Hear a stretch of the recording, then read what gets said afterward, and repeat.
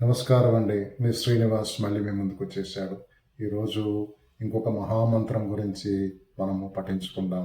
అదేనండి మహామృత్యుంజయ మంత్రము. ఓం త్రయంబకం యజామహే సుగంధిం పుష్టివర్ధనం ఊర్వారుకమివ బంధనాన్ మృత్యోర్ముక్ష్మీయ మామృత. ఇదండి మంత్రం. దీన్ని ఒక్కసారి మనము దీని యొక్క తాత్పర్యం తెలుసుకుందాం. ఓం అంటే ప్రతి మంత్రం శ్లోకం ముందు మనం పలికే ఓంకారం ప్రణవనాదం అండి. ఓం త్రయంబకం అంటే 3 కన్నుల కలవాడు. యజామహే పూజిస్తున్నాం మిమ్మల్ని. 3 కన్నుల ఈశ్వరుని పూజిస్తామహే. సుగంధిం సుగంధభరితుడండి. ఓం త్రయంబకం యజామహే సుగంధిం పుష్టివర్ధనం మనకి శక్తిని పోషణనిచ్చి మన పెరుగుదలకు తోడ్పడేవాడు. పుష్టివర్ధనం.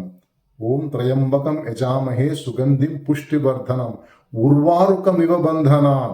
ఉర్వారుక అంటే పండిన దోసపండు ఎలాగైతే తెగి కింద పడిపోతుందో అలాగే మనము బంధత్వం నుంచి బంధాల నుంచి మనం తేలికగా మనల్ని తీసుకెళ్ళి అలాగే అమృతతత్వాన్ని ప్రసాదించేవాడని అర్థం అన్నమాట. దాని అర్థం అది.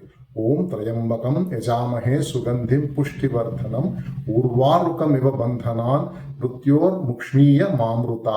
ఈ మంత్రం అండి చాలా శక్తివంతమైంది. అకాల మృత్యు మనకి మృత్యు భయాన్ని తొలగిస్తుంది మంత్రము. రెండవది మనకి దీర్ఘకాలిక వ్యాధులు ఏమున్నా కూడా ఆ వ్యాధుల్ని కూడా ఈ మంత్రం పఠించడం వల్ల మనకి తొలగిపోతాయండి. ఇది మహామంత్రం, మహామృత్యుంజయ మంత్రం అంటారు దీన్ని. అందుకనే అండి ఇది చాలా గొప్ప మంత్రము. ఇది రోజుకి 11 సార్లు అన్న పఠించండి. వీలైతే 21 సార్లు పఠించండి. లేదా వారానికి ఒకసారి 108 సార్లు ఈ మంత్రాన్ని పఠించడం వల్ల మనకి మహాశక్తి వస్తుంది. మృత్యు భయం తొలగిపోతుంది. మనకి ఆ ఈశ్వరుడి కృపా కటాక్షాలు ఎప్పటికీ ఉంటాయి. ఓం నమః శివాయ.